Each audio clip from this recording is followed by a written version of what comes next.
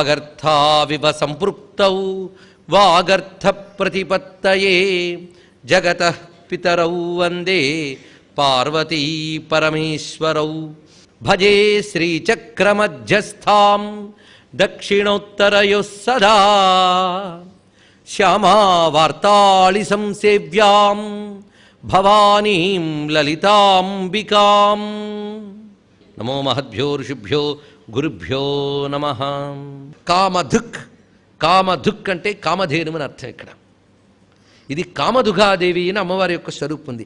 కపర్దిని కామదుఘా, ఇది ఒక దేవితా తత్వం. ఇది ఆ తత్వాన్ని ఒక్క నామంలో పెట్టండి. అది కపర్దిని కళామాల కామధుక్ కామరూపిణి అని ఎవరైతే ఉపాసన చేస్తారో వాళ్ళకి విద్యలు లభించడమే కాకుండా కోరిన కోరికలు తీరుతాయి.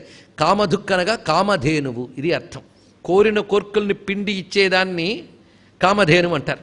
అసలు అమ్మవారిని ధేనుస్వరూపంగా వేదమే వర్ణించింది. ఎందుకంటే ఏది కావాలంటే అది ఇవ్వగలిగే శక్తి దేనికుందో తెలుసా? వేదానికుంది. వేదానికుంది. వేదం ఏది కావాలంటే అది ఇవ్వగలదుట. అందుకు ఏ ప్రమాదం కలిగినా ఒక వేదమంత్రంతో దాని నుంచి బయటపడిపోవచ్చు. ఏ కోరిక తీరాలన్నా వేదమంత్రంతో మనం ప్రయోజనం పొందవచ్చు. అలాగే వేదాన్ని యజ్ఞ రూపంలో వినియోగిస్తాం కనుక యజ్ఞము కూడా అటువంటిదే. యజ్ఞములన్నీ మన కోరికలు తీరుస్తాయి. అందుకే అమ్మవారిని కర్మఫలేషు జుష్టాం అంటున్నారు. ఇక్కడ ఆ కర్మఫలములన్నీ ఇచ్చే తల్లిగా మనం ఉపాసన చేస్తున్నాం యజ్ఞముల ద్వారా. కనుక యజ్ఞముల ద్వారా వేదముల ద్వారా కోరికలన్నీ తీర్చేది తల్లి. అది కళామాల అన్నప్పుడు విద్యల వరుస. విద్యలనగా వేదాది విద్యలు. ఆ వేదాది విద్యల ద్వారా మన కోరికలన్నీ తీరుస్తున్న తల్లి కనుక కామధుక్, ఇది అర్థం. అందుకే దేవీం వాచమజనయం తదేవాః తాం విశ్వరూపా పశవో వదంతి సానో మంద్రేషమూర్జందుహానా ధేనుర్వాక్ అస్మానుపసుష్టుతైతు. అక్కడ ధేనుర్వాక్ అన్నారా లేదా? అంటే విద్యామయమైన ధేనువు మా కోరికలు తీర్చుగాక అని నమస్కారం చేసుకుంటున్నారండి ముందు. అందుకు ధేను సరస్వతి మంత్రం అనొక మంత్రం ఉంది మంత్రశాస్త్రంలో. ఆ ధేను సరస్వతి భావం కూడా ఇక్కడ చేసుకోవచ్చు. కానీ కపర్దిని కళామాల కామధుక్ కామరూపిణి సామాన్యమైనటువంటి నామముల వరుస కాదు. అన్ని కోరికల్ని తీర్చగలిగేటటువంటి వేద యజ్ఞ రూపిణి, ఇది అర్థం. కామరూపిణి తర్వాతి మాట. కామరూపిణి అంటే అమ్మవారికి ఇది రూపమని చెప్పలేం. స్వతంత్రంగా ఏ రూపమైనా ధరించగలదు. తన స్వతంత్రతతో స్వేచ్ఛతో స్వ ఇచ్ఛ, ఇచ్ఛయే కామ. అందుకే స్వేచ్ఛగా రూపం ధరిస్తుంది గనక కామరూపిణి, ఇది ఒక అర్థం. కమనీయమైన రూపం గలదు గనక కామరూపిణి, ఇది రెండవ అర్థం. మూడవది కామకామేశ్వరాత్మకమైన రూపం గనక కామరూపిణి. ఎందుకు ఆ అర్థం చెప్పుకోవాలి? సామరస్యపరాయణ తర్వాత వచ్చింది గనక. కానీ కామరూపిణి అనే మాట ఇంతగా వివరిస్తూ కళానిధి కావ్యకళ రసజ్ఞ రససేవది. ఆవిడ కళానిధి అండి. కళలకు ఆవిడ నిధి. ఇందాక కళామాల అన్నారు, ఇప్పుడు కళానిధి అంటున్నారు. ఇది పరిశీలించాలి. కళానిధి అంటే చంద్రుడికి ఆ పేరున్నది. 16 కళలు కలిగిన వాడు కానీ కళానిధి. అదేవిధంగా కళానిధి అంటే ప్రపంచంలో ఉన్న అన్ని కళలకి ఆవిడే నిధి. ఎన్ని కళలు మళ్ళీ ఏకరువు పెట్టాలా? 64 కళలు చెప్పుకున్నాం. అలాగే అగ్ని కళలు, సూర్య కళలు, చంద్ర కళలు, పంచబ్రహ్మల యొక్క కళలు, ఇన్ని కళలు, అలాగే కాలకళలు, ఇన్ని కళలకి ఆవిడే నిధి వంటిది. అన్నీ అందులోనే దాగి ఉన్నాయి. నిధిలోనే అంటే అన్నీ మళ్ళీ అందులోనే లీనమవుతున్నాయి, అందులోంచే వస్తున్నాయి. అందుకే అన్ని కళలకి తరగని గని గనక కళానిధి. లోకంలో కూడా కళలు అంటే మనం ఆర్ట్స్, ఫైన్ ఆర్ట్స్ అని అంటూ ఉంటాం. ఈ కళలన్నిటికీ ఆవిడే నిధి. ప్రతి కళ ఆవిడ స్వరూపమే. సంగీతం కానీ సాహిత్యం కానీ అన్నీ ఆవిడ రూపములే. అందుకే సాహిత్యం అంటే సరస్వతి అంటాం, సంగీతం అని ఆవిడనే అంటున్నాం కదా. సంగీత జన్య ఏది కాదండి ఆవిడ. అన్ని కళలు ఆవిడ రూపం. అసలు అమ్మవారే కళ. ఏదైనా కళకళలాడాలంటే అమ్మ ఉండాలి అక్కడ. అందుకు అన్ని కళలకి ఆవిడ నిధి. లోకంలో కూడా కళ ఉందంటే ఒకప్పుడు బాగుండేదండి, ఇప్పుడు పోయిందని చెప్తాము. కానీ ఆవిడ దగ్గర కళలు ఎప్పుడు తరగకుండా ఉంటాయి. కానీ కళానిధి, ఇది ఒక అర్థం. కళానిధి అంటే షోడశీ మంత్రరూపిణి, ఇది పెద్ద అర్థం. ఎందుకంటే 15 కళలు కలిగినటువంటి పంచదశి మంత్రము ఏ అమ్మవారిని ఆధారం చేసుకున్నదో ఆవిడ కళానిధి, షోడశీ స్వరూపిణి, ఇది మరొక అర్థం. మూడవ అర్థం కళానిధి అంటే చంద్రుడు. చంద్రుడికి కళానిధి అని పేరు. ఆవిడ చంద్రరూపిణి కనుక, చంద్రం అంటే సహస్రార కమలంలో ఉన్నటువంటి చంద్రబింబం కనుక కళానిధి. కావ్య కళ తర్వాత గొప్ప మాట చెప్తున్నాడు. కావ్య కళ, కావ్యం అనే కళ ఆవిడ రూపంటండి. ఎందుకంటే కావ్యం ఉంది. కావ్యం అల్లడం ఎంత కష్టం, కవిత్వం చెప్పడం. పైగా ఆ కవిత్వాన్ని రసవంతంగా చెప్పాలి, దానికి తగ్గ పదాలు కూర్చాలి, దానికి తగ్గ గమనం చేయాలి. అది వింటూ ఉంటే అబ్బా ఎంత బాగుందండి మనకు అనిపిస్తుంది. మొత్తానికి ఆ కావ్యానికి అంతటికి ఆ లక్షణం, ఆ పుష్టి ఎవరి వల్ల వచ్చింది అంటే కవిత్వం పుట్టేదే అమ్మ వల్ల కదండి. అమ్మ అనుగ్రహం లేకపోతే కవిత్వం రాదు. అందుకే ఇక్కడ కపర్దిని కళామాల కామధు కామరూపిణి కళానిధి కావ్య కళ రసజ్ఞ రససేవది అంటే విద్యాది దేవతనే చెప్తున్నారు. ఇది తెలుసుకోవాల్సింది, విద్యాది దేవత. ఎప్పుడైనా అమ్మ శారదాదేవిని మీరు ధ్యానం చేస్తే జటాజూటం ధరించి ఉన్న తల్లిగానే వర్ణించింది శాస్త్రం. ఆ శారదాదేవి జటాజూటం పెట్టుకుంటుందిట, చంద్రలేఖ దాల్చి ఉంటుందిట. ఆవిడ అన్ని కళలకి నిధిగన కళానిధి, ఇవన్నీ ఆవిడకి సరిపోతున్నాయి. అందుకే ఆవిడే కావ్య కళ. ఆవిడ అనుగ్రహం ఉంటేనే కవిత్వం వస్తుంది, లేకపోతే వస్తుందా? ఆ తల్లి దయవల్లేగా కాళిదాసుకి ఇప్పుడు దండం పెట్టుకుంటున్నాం మనం. అది కాళిదాస మహాకవి కవి అయ్యాడంటే ఈ తల్లి దయ పేరే చెప్తోంది కాళిదాసు అని. అందుకే అమ్మ నీ దయ లేకపోతే నేను కూడా కవిత్వం చెప్పలేనమ్మా అన్నాడు మహానుభావుడు. అందుకే మేల్పట్టున్నా కగుమమ్మ నమ్మితుజమి బ్రాహ్మీ దయాంభోనిధి అని నమస్కరించలే పోతన గారు. ఆ తల్లి దయ లేకపోతే అంతే. అందుకే ఆ తల్లి కవిత్వం పలకాలి. అందుకే మహత్వ కవిత్వ పటుత్వ సంపదల్ అది అమ్మలగన్నయమ్మే ఇవ్వాలి మనకి. అందుకే ఆవిడే కావ్య కళ. ఇప్పుడు మనం అందమైన లలితా శాస్త్రం చెప్తున్నాం. ఇందులో ఎంత అందమైన కావ్యం ఉంది. ఈ కావ్యపు కళ ఎక్కడి నుంచి వచ్చింది? అది అమ్మ రూపమే. అందుకే ఎవడైనా ఒక కవి మంచి కవిత్వం చెప్పాడంటే వాడు ఎందు అమ్మని చూడాలి. అందుకే వాడిని సరస్వతి పుత్రుడు అంటాం మనం. ఆ కళ అందులోంచి ప్రకాశిస్తుంది. అందుకే కావ్య కళ. ఆ కళ లేకపోతే కావ్యం కూడా పనికిరాదు. అయితే కావ్యము అనే మాటకి శాస్త్రంలో వేదం అనే అర్థం అండి. కావ్యం అంటే వేదం. ఆ వేద కళ ఆవిడ, వేదములో ప్రకాశించేటువంటి చైతన్యం ఆ తల్లి కావ్య కళ. అయితే కావ్యం అనే మాటకు అర్థం చెప్పాలంటే రమణీయార్థ ప్రతిపాదక శబ్ద కావ్యం అన్నారు. ఇక్కడ కావ్యం అంటే రమణీయమైన అర్థాన్ని ప్రతిపాదించే శబ్దమునకు కావ్యం అని పేరు. వాక్యం రసాత్మకం కావ్యం అన్నారు కదా. ఏ వాక్యం వింటే మన మనస్సు రసానుభూతికి లోనవుతుందో ఆ వాక్యానికి కావ్యం అని పేరు. అందుకు ఆ రసమయమైన శక్తిగా ఆవిడ ఉంటుంది. అయితే కావ్యకళ చెప్తే మాత్రం ఆస్వాదించే గుణం ఉండద్దు. ఇప్పుడు కాళిదాసు గారు వచ్చి తన కవిత్వంలో ఉన్న మెలకువలన్నీ చెప్తూ ఉంటే ఏదో వెళ్ళిపోయాడు కనుక బతికిపోయాడు, కానీ ఆయన వచ్చి ఇప్పుడు కవిత్వం చెప్తే ఆస్వాదించే వాళ్ళు ఎంతమంది అండి?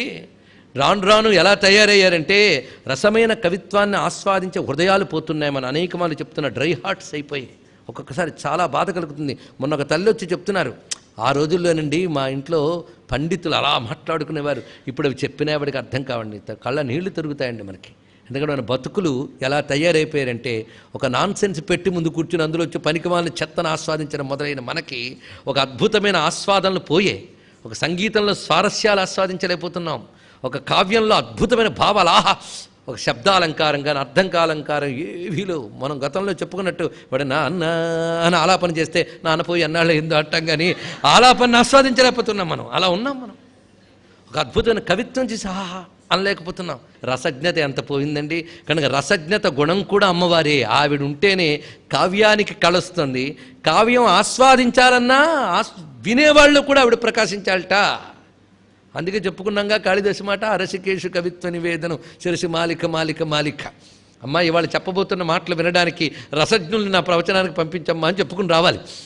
లేకపోతే ఎదురుకుండా కూర్చున్నవాడు ఆవలిస్తూ అటు ఇటు చూసాడు అనుకోండి, మధ్య మధ్యలో వెళ్ళిపోతూ ఇంకేముంటుంది అక్కడ. అందుకు అమ్మని ఎదురుకుండా పెట్టుకుంటే చాలండి. ఆవిడ రసజ్ఞ. తర్వాత మాట కళానిధి కావ్య కళ రసజ్ఞ. రసము అంటే రుచి అండి, రసజ్ఞ అంటే నాలిక అని అర్థంట. ఇది బాగుంటుంది చాలామందికి. రుచులు తెలుసుకునేది నాలిక. ఇక్కడ రసజ్ఞ అంటే సందర్భం బట్టి ఏం తెలుసుకోవాలి. కావ్య కళా రసజ్ఞ అంటే కావ్యములు అనగా సంగీతం సాహిత్యం అన్నీ మీరు చెప్పుకుంటే అన్ని కళల్లో ఏ మాధుర్యం ఉందో, ఏ గొప్పతనం ఉందో దాన్ని గుర్తించి ఆనందించగలిగే అనుభూతిని రసం అంటారు. ఆ ఆనందించగలిగే స్వభావాన్ని రసజ్ఞత అంటారు. ఆ రసజ్ఞత కూడా అమ్మవారి అనుగ్రహమే. ఆవిడ దయుంటేనే రసజ్ఞత అనే గుణం ఉంటుందండి. కొందరు మహానుభావులు ఒక కవిత్వం వినగానే కదిలిపోయి కన్నీళ్లు కారుస్తారు. పక్కవాడు ఏమిటో ఆ కన్నీళ్ళు అంటాడు. వాడికి రాలేదు, ఏం చేయమంటారు. ఇక్కడ విశ్వనాథ సత్యనారాయణ గారు ఎంత చిన్నవాడైనా సరే ఒక కవిత్వం చెప్పగానే భోరుమని ఏడ్చేవారట. హృదయం కరిగిపోయేది. ఆ కరిగే లక్షణం అండి రసజ్ఞత అంటే. ఒక అద్భుతమైన కవిత్వం వినగానే ఆహా అనగలిగితే అది రసజ్ఞత. ఆ రసజ్ఞత గుణం అమ్మవారి దయ ఉంటే వస్తుంది. రసజ్ఞత గుణం లేనివాడికి భగవంతుడు కూడా అనుభూతిలోకి రాడండి. ఎందుకంటే వాడి దృష్టిలో భగవంతుడి దగ్గరికి వచ్చి ప్రదక్షిణలు చేసేయడం, పుణ్యం వచ్చింది నాశించడం, వెళ్ళిపోవడమే. వాడు భగవంతుని కూడా ఆస్వాదించట్లేదు. అందుకు రసజ్ఞ. అయితే ఈ రసం అమ్మవారే. ఈ విషయాన్ని ఆనంద మీమాంస అని ఆనందవర్ధనుడు చాలా విశేషంగా ధ్వన్యాలోకంలో చాలా చెప్తాడు ఇక్కడ. అది తీసుకుని కావ్యానందం అనే పేరుతో విశ్వనాథ గారు చాలా గొప్ప విషయం రాశారు. బ్రహ్మానందం ఒకటి ఉందిట. ఆ బ్రహ్మానందం యోగులకే తప్ప ఎవరికి దొరకదుట. అంతకు దానికి దగ్గరగా ఉండే ఆనందం ఏంటంటే కావ్యానందం అన్నాడండి. చిన్న విషయం కాదు. అందుకు అద్భుతమైన కావ్యం చదువుతూ ఉంటే కలిగే ఆనందం మానుషానందములు వీటన్నిటిని మించిపోయి బ్రహ్మానంద సబ్రహ్మచారి అన్నారు ఇక్కడ. బ్రహ్మానందం దగ్గర ఉంటుంది అయ్యా అన్నాడు. అందుకే ఒక మహానుభావుడు అంటాడు, సృష్టిలో ఏరిపోయినా పర్వాలేదు కానీ కావ్యం ఒకటి దొరికితే చాలయ్యా అని గడిపేయగలను అన్నాడు ఇక్కడ. అందుకే కావ్యశాస్త్ర వినోదేన కాలో గచ్చతి ధీమతాం వ్యసనేన చ మూర్ఖాణం నిద్రయా కలహేనవా. అందుకే ఆ రసం ఉన్నదే అది ఆవిడ యొక్క అనుగ్రహం ఉంటే రసజ్ఞత లభిస్తుంది. రససేవధి, ఇది గొప్ప మాట. రసానికి ఆవిడ నిధిట. కళానిధి రససేవధి రెండు దగ్గర పెట్టుకుంటే కళకి ఆవిడే తరగని గని, రసానికి కూడా ఆవిడే తరగని గని. ఎందుకు? ఆవిడ రసస్వరూపిణి. మనం రంజని రమణి రస్య దగ్గర విషయం వివరంగా చెప్పుకున్నాం. రసం ఆవిడ యొక్క రూపము. ఇప్పుడు రసము గురించి ఆలోచిస్తే రసము సారము రెండూ ఒకటే. సృష్టిలో రసం ఆవిడ సార వస్తువు. ఒక బత్తాయి పండు మనం కొనుక్కున్నా రసం ఉందో లేదో చూసుకుంటామే, అలాగే ప్రపంచంలో రసం ఉంది. ఆ రసం అమ్మవారు. మన శరీరంలో ఒక రసం ఉందిట. ఇక్కడ కూడా మనకి బండాసుర సంహార లీలకి వెళ్ళిపోవచ్చు మనం. ఇక్కడ రసత్వం గురించి చెప్పేటప్పుడు బండాసురుడి కథలోకి వెళదాం. బండాసురుడు ఏం చేశాడు? కథ గుర్తుందా? విశుక్రుడు విషంగుడితో కలిసి 3 లోకాల్లో ఉన్న రసమంతా లాగేశాడు. ఆయన పీల్చి పిప్పి చేశాడు. పీల్చి పిప్పి చేయడం అంటే ఇది. మొత్తం అందరూ నీరసులైపోయారట. ఆ నీరసులైపోయి ఎలా ఉన్నారంటే స్వర్గలోకంలో కూడా ఆ రంభకి వాళ్ళకు కూడా నాట్యం చేయాలనిపించట్లేదు. వాళ్ళు నీరసం అయిపోయారు. ఏదో పొరపాటును వాడు నాట్యం చేయబోతే ఇప్పుడు ఎందుకు ఈ నాట్యం వద్దులే అంటున్నట్టు ఇంద్రుడు వాడు నీరసుడైపోయాడు. ఎందుకంటే వాళ్ళు ఏ కళల్ని ఆస్వాదించలేకపోతున్నారు అంటే పరిస్థితి గడిపారు. ముఖాల్లో నవ్వులు లేవట. అందరికీ చీదర ముఖాలు ధుమధుమలాడుతూ ఉన్నాయి. అవన్నీ లోపల ఆనందం అనే లక్షణం లేకపోతే అలా తయారైపోతారండి. ఆ రసలక్షణం లోపల ఉంటేనే ప్రేమ, ఆనందం, ఉత్సాహం, ఉల్లాసం ఇవన్నీ. రసలక్షణం లోపల ఉంటేనే ప్రేమ, ఆనందం, ఉత్సాహం, ఉల్లాసం ఇవన్నీ ఉంటుంటాయి. కొందరు నీరసంగా ఉంటారు, అదే వేదాంతం అనుకుంటారు. అది కాదు. మంచి సంగీతం ఆస్వాదించండి. నేను వేదాంతం అండి, నాకు సంగీతం అక్కర్లేదంటాడు. వాడికి అది ఆస్వాదించలేకపోతే ఇంకేముందుకండి? ఇవన్నీ కూడా నీరస లక్షణాలు. అలా ముల్లోకాల్లో నీరసం ఆవహించిందిట. అక్కడ వర్ణిస్తాడండి రసం అంటే ఏమిటో. బ్రహ్మాండ పురాణం చెప్తుందండి. రస ఏవ పరబ్రహ్మ రస ఏవ పరాగతి రసోహి కాంతిద పుంసాం వేద ప్రామాణ్య సంసిద్ధ్యా రస ప్రాణతయా స్థిత ప్రాణాత్మకో రస ప్రోక్త ప్రాణద కుంభ సంభవ. హైగ్రీవస్వామి వారు అగస్త్యుల వారితో చెప్తున్నారు, రస ఏవ పరబ్రహ్మ, రసమే పరబ్రహ్మం. రసో వైసహ రసగృహ్యవా ఎన్లబ్ధ్వా ఆనందీ భవతి. పరబ్రహ్మ రసస్వరూపుడు అంటే ఆనంద అనుభవస్వరూపుడు పరమాత్మట. అదే మన కావ్యాది కళల్లో కించిత్ మెరుస్తోంది. అది అసలు ఆనంద స్వరూపుడు ఆవిడే కనుక రసము అనగా ఆనంద స్వరూపము. ఇంకా చెప్పాలంటే ఆనంద అనుభవ స్వరూపము. కొంతమంది అంటుంటారు, నాకు అమ్మవారు కనబడ్డారండి, అయ్యవారు కనబడ్డారని. వాళ్ళని నిరుత్సాహపరచడం కాదు, కానీ కనబడ్డం అంటే మళ్ళాంటి రూపాలేసుకు కనబడ్డం కాదండి. ఎవరో ఆ మాట చెప్పగానే ఇంకెవరో అంటారు, ఏమిటోనండి నాకు ఎప్పుడు కనబడలేదు నీ జపాలు చేసినా అంటూ ఉంటారు. కానీ కనబడ్డం అంటే అర్థం ఎదురుగా కనబడ్డమా? ఎదురుగా నిజంగా కనబడితే మళ్ళీ వికారాలు ఉంటాయండి. ఒక్కసారి ఆలోచించండి. మళ్ళీ వికార ప్రపంచాలు, కోపాలు, తాపాలు ఉంటాయా? ఒక్కసారి అమ్మ కనబడితే. కనబడ్డం కాదు, అలాగని కనబడరు అనట్లేదండి. భగవంతుని కనిపించడం అంటే అర్థం అనుభవంకి రావడం. ఇది అనుభవమే అనుభవమే అనుభవమే భగవద్ అనుభవం రావాలి. పరమాత్మని ధ్యానం చేస్తూ జపం చేస్తుంటే ఒళ్ళంతా ఒక్కసారి పులకించిపోయి కనుల ఆనందాస్తులు రాలుతూ ఒక్కసారి తాదాత్మ్యం చెందిపోయామనుకోండి, అది సాక్షాత్కారం. అంటే అనుభవమే సాక్షాత్కారం. అందుకని ఎదురుగా ఆయన కనబడ్డా కూడా అవునా ఆయన అంటారా అంటే ఇంకేమున్నది? అందుకే ఆయన కనబడిన అనుభవానికి రాకపోతే అదేం ప్రత్యక్షం అండి? ఈ రహస్యం పట్టుకున్న వారు ఒక్క శంకర భగవత్పాలు వారండి. ఆయన అంటాడు, కళాభ్యాం చూడాలంకృత శిశికళాభ్యాం నిజ తపఫలాభ్యాం భక్తేషు ప్రకటిత ఫలాభ్యాం భవతు మే శివాభ్యాం అస్తోకత్రిభువన శివాభ్యాం ఆనందస్ఫురదనుభవాభ్యాం హృది పునర్భవాభ్యాం ఆనందస్ఫురదనుభవాభ్యాం. ఏమిటయ్యా పార్వతీ పరమేశ్వరులు అంటే? హృది పునర్భవాభ్యాం. హృది పునర్భవాభ్యాం అంటే నా హృదయంలో పునః పునః పౌనఃపుణ్యం ఫ్రీక్వెన్సీ అది చెప్పడం అన్నట. మాటి మాటికి ఆనంద అనుభవంగా నాలో పెళ్ళుబుకుతున్నటువంటి పార్వతీ పరమేశ్వరులకు నమస్కారము. ఆనందానుభవ స్వరూపమే భగవంతుడు. అందుకే అది రసం. ఆ రసస్వరూపం ప్రపంచమంతా ఉంది. అదే మనల్ని జీవింపజేస్తోంది. ప్రాణాదులన్నిటికీ అదే రసం. అది లేకపోతే అన్నీ నీరసమే. అదే చిత్కళ. అదే రససేవదిహి. అన్ని రసములకు నిధి అది. అక్కడ రసం తరగదండి. ఒక ఆయన అంటాడు, ఆ రోజుల్లో ఆస్వాదించేవాడినండి సంగీతం, ఇప్పుడు ఏమైపోయింది, డ్రై అయిపోయింది అనమాట. కానీ అది రససేవది, అక్కడ రసం తరగదు. అందుకే రససేవధి అంటే అఖండ ఆనంద నిధి, ప్రపంచానికంతటికి శక్తినిచ్చేటువంటి రసం అమ్మవారు. అందుకే కమలనయన నీవు కలచోటు సరసంబు, నీవు లేని చోటు నీరసంబు, కంబు కంఠీ నీవు కలవాడు కలవాడు, నీవు లేనివాడు లేనివాడు అన్నాడు శ్రీరామ మహాకవి. కనుక సరసం అంటే రసం ఎక్కడుంటే అక్కడ సరసం, అది లేకపోతే నీరసం. కనుక అమ్మవారు ఎక్కడుంటే అక్కడ రసం, ఉత్సాహం, ఆనందం, ఉల్లాసం అవన్నీ కూడా అమ్మవారి రూపాలు. అందుకే ఆనందం ఎల్లలు లేకుండా ఉన్నది కనుక రససేవదిహి, లావణ్యసేవదిహి. గుర్తుందా అమ్మవారి గురించి చెప్పుకున్నటువంటి నామం? మళ్ళీ ఇప్పుడు రససేవదిహి, అవధి లేని ఆనందమే అమ్మ రూపము. ఇది దీని యొక్క అర్థం. ఆనంద అనుభవమే రసము. ఆ అనుభవం మనకు కలిగించే తల్లి, ఆ అనుభవాన్ని పొందగలిగే లక్షణం ఆవిడ. అందుకే రసజ్ఞ రససేవదిహి ఇది చూపిస్తున్నారు. కావ్యకళా దానికి మరొక అర్థం చెప్పుకోవచ్చండి. వేదం చెప్పిన అర్థం. పరమాత్మ ఒక గొప్ప కవిట, అవునా లేదా? లేకపోతే కవంటే అద్భుతమైనటువంటి సృష్టి చేసేవాడిని కవంటాం. పరమాత్మ కంటే గొప్ప కవి ఉన్నాడండి? కవిం పురాణం అనుశాసితారం అన్నాడు ఎవడు? అర్జునుడు. విశ్వరూప సందర్శన యోగం చూసిన వెంటనే చేసిన స్తోత్రం అది. కానీ కవి అనే శబ్దం పరమాత్మకే. వాడు కవి పరమాత్మ. ఆయన కావ్యం ఏది? ఈ ప్రపంచమంతా ఆయన కావ్యం. ఎంత అందమైన కావ్యం అండి. ఒక కవిత్వంలోనూ ఒక అద్భుతం చూపిస్తే భలే రాశాడండి అంటామే. ఈ ప్రపంచాన్ని ఎంత అద్భుతంగా కూర్చి, ఎన్ని సంఘటనలు, ఎంత సస్పెన్సు, ఎంత రసము, నవరసాలు పెట్టాడు ఇందులో ప్రపంచంలో. కనుక కావ్యంలో నవరసాలు ఉంటాయి. ఆ నవరసాలను ఆస్వాదించే గుణము రసజ్ఞత. కనుక ప్రపంచమనే కావ్యంలో కళగా ఉన్నది అమ్మవారే. అదే కావ్య కళ. ప్రపంచ కావ్యానికి కళ ఆవిడ.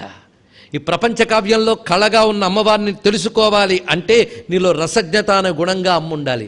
అప్పుడు ఈ ప్రపంచమనే కావ్యమంతా ఉన్నటువంటి రసస్వరూపిణిని అమ్మని దర్శిస్తూ ఆనందిస్తావు. ఇది తెలుసుకోవాల్సిన మరొక అర్థం. కనుక ప్రపంచ కావ్య కళ అయిన రసస్వరూపిణిని అమ్మవారు రసజ్ఞ రససేవదిహి. ఆ రసమేగా మనకు శక్తినిస్తోంది. అందుకే పుష్ట, లోపల ఉన్న రసం వల్లే ప్రాణము ఇంద్రియాలన్నీ పనిచేస్తున్నాయి. కనుక సర్వజగత్తుకి పుష్టినిచ్చే తల్లి గనక పుష్ట అని చూపిస్తున్నారు. బ్రహ్మాది దేవతలకు కూడా ఆవిడ పుష్టిస్తోంది, పుష్ట. అయితే ఈ ప్రపంచం ఇంత ఆవిడ వల్లే పుష్టి పొందుతోంది, బలం పొందుతోంది. ఆవిడ ఎప్పటి నుంచి ఉందండి? పురాతన. ఆవిడ ఎప్పుడో ఇదో మేము చెప్పలేమండి. అమ్మలగన్నయమ్మ ముగురమ్మల మూలపుటమ్మ చాలా పెద్దమ్మ అన్నాడు మహానుభావుడు. అంతే, పురాతన, అన్నిటికీ ముందుంది. ఎంత ముందంటే నేను చెప్పలేము. ఆవిడకి అనాది, అందుకే పురాతన అని చెప్పారు. అంటే కాలంతో అమ్మ ఇప్పుడుంది ఇప్పుడు లేదని చెప్పలేం గనక అజో నిత్య శాశ్వతోయం పురాణ ఉపనిషద్వాక్యం ఇది. అందుకే కవిం పురాణం అనుశాసితారం. అక్కడ ఎలాంటి కూర్పో ఇక్కడ అదే కూర్పు చూడండి. కావ్యకళ తర్వాత పురాతన రావడం కవిం పురాణం అనే వాక్యానికి తగ్గట్టే ఉన్నది. ఎందుకంటే ఉపనిషద్ భాష. పుష్ట పురాతన పూజ్య, అందరి చేత పూజింపబడుతుంది రండి. అందరూ పూజిస్తారు. ఎవరిని పూజిస్తారు? పుష్టినే పూజిస్తారు అందరూ, అవునా లేదా? పుష్టి స్వరూపిణి, సర్వదేవతల చేత పూజింపబడేది. పుష్కరా, ఆవిడ పుష్కర స్వరూపిణి. పుష్కరం అనే వాటికి ఎన్ని అర్థాలు ఉన్నాయో చూడండి. ముందు అది తెలుసుకోవాలి. పుష్కరాలు అనగానే 12 ఏళ్ళకోసారి వచ్చేదని అర్థం చేసుకోవద్దు. పుష్కరము అనే మాటకి కమలము, ఆకాశము, సూర్యుడు, ఓషధి, తీర్థము ఇన్ని అర్థాలున్నాయి. కానీ ప్రధానంగా పుష్కర అనే వ్యుత్పత్తి ప్రకారం చేస్తే పుష్ణాతీతి పుష్కర అని చెప్పారు. పోషించున్నది అని అర్థం. ఆవిడ ఆ పుష్టినిచ్చి మనల్ని పోషించేది ఆవిడ. సర్వజగత్తుని పోషించే రసస్వరూపిణి ఆవిడ. ఆవిడ లేకపోతే అంతా నీరసమే, అంతా ఎండిపోతుంది, చివికిపోతుందండి. కానీ ప్రపంచమంతా తాజాగా పుష్టిగా కనబడాలంటే ఆవిడే. ఎంత పోషిస్తుందా తల్లి మనకి. అందుకు పోషణకర్త్రి. పుష్కర అంటే పోషించేది, ఇదొక అర్థం. అనంతాకాశరూపిణి, అది సరిపోతుంది. అయితే పుష్కలా అని నారాయణ భట్టు పాఠం ఉన్నది. పుష్కర కాదండి, పుష్కల అన్నాడు. తప్పేం లేదు. రలయోరభేద అన్నారు ఇక్కడ. పుష్కర అన్నా పుష్కల అన్నా పర్వాలేదు అన్నాడు. పుష్కల అంటే పుష్కలంగా ఉన్నాయండి అంటాం కదా, అదే. అమ్మవారు ఇందరిని పుష్టిగా పెంచుతున్నారు కదండి. ఎప్పుడైనా తరిగిపోతుందా నిధి అంటే అది పుష్కల, అంటే సర్వ సమృద్ధి కలది పుష్కల అని. అయితే పుష్కరము ఒక యోగం అండి. పుష్కర యోగం అని దేన్ని అనాలంటే, విశాఖ నక్షత్రంలో సూర్యుడుంటే, కృత్తికా నక్షత్రంలో చంద్రుడుంటే దాన్ని పుష్కర యోగం అంటారట. ఇవి యోగములు అంటారు. ఇలాంటి టైమింగ్స్ చూసుకుంటూ మన కొత్త పంచాంగం రాగానే చూసుకోవాల్సినవి అవండి. అలభ్య యోగములను కొన్ని ఉంటాయి. అలభ్య యోగాలు కానీ దొరికితే వినియోగించుకోవాలట. ఉదాహరణకి సప్తమ ఆదివారం పడితే అది గొప్ప యోగం. అలాగే చవితి మంగళవారం పడితే అది ఒక యోగం. చతుర్దశి మంగళవారం పడితే అది అత్యద్భుత యోగం. అంగారక చతుర్దశి అంటారు. అంగారక చతుర్థి కానీ అంగారక చతుర్దశి. ఆ యోగములు వచ్చినప్పుడు భగవద్ ఆరాధన చేసుకోవాలి. అది మనకు కావలసిన శక్తినిస్తుంది. ఇవన్నీ తెలుసుకోవాల్సిన గొప్ప గొప్ప అంశములు ఇవి. అనే నవమి శుక్రవారం పడితే అది యోగం. ఇవన్నీ మనకు శాస్త్రం చెప్తున్నటువంటి ప్రధానమైనటువంటి కొన్ని అలభ్య యోగములు అని అంటారు. అలాంటి అలభ్య యోగ స్వరూపము పుష్కరము అని సయోగ పుష్కరో నామ పుష్కరేష్వతి దుర్లభ అని వివరిస్తూ ఉంటారు. అలాగే పుష్కరం అంటే తీర్థం అని కూడా అర్థం ఉన్నది కనుక పుష్కర అంటే తీర్థస్వరూపిణి, మనల్ని పవిత్రం చేసే తల్లి. పుష్కరేక్షణ, పుష్కర పుష్కరేక్షణ, గొప్ప మాట. పుష్కర ఈక్షణ, ఈక్షణం అంటే కళ్ళు. అమ్మవారి కళ్ళు పుష్కరేక్షణ. అమ్మవారి కళ్ళ మీద ఎన్ని పేర్లు ఉన్నాయో లలితా శాస్త్రాన్ని వెతకండి. లోలాక్షి, దరాందోళిత దీర్ఘాక్షి, వెతుక్కోవచ్చు. అలా ఎన్నెన్ని ఉన్నాయో మనకు కనిపిస్తూ ఉంటాయి. అలాగో మొట్టమొదటి ఒకటి అమ్మవారి కళ్ళను వర్ణిస్తూ చలన్మీనాభలోచన ఎలాగో వచ్చింది. ఇప్పుడు మరొకటి కన్ను పేరు పుష్కరేక్షణ. ఎంత అందమైన మాట. పుష్కరము అనే మాటకి ఇందాక ఎన్ని చెప్పుకున్నాం? పద్మము, సూర్యుడు అని చెప్పుకున్నాం. పుష్కరేక్షణ అంటే పద్మము వంటి నేత్రము కలది, ఇది ఒక అర్థం. సూర్యుడే నేత్రముగా కలది, ఇది ఒక అర్థం.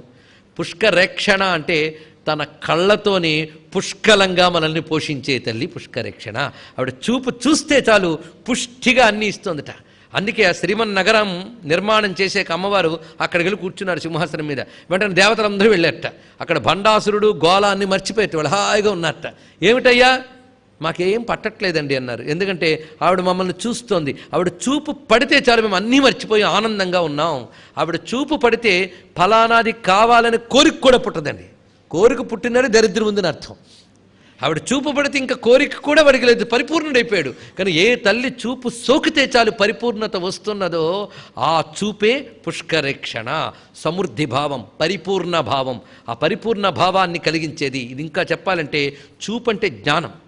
జ్ఞానం లభిస్తే పరిపూర్ణుడైపోతాడు, వాడు కొరత లేదు. ఆ జ్ఞానాన్ని తన చూపుతోనే ప్రసరించగలిగేటువంటి తల్లి గనక.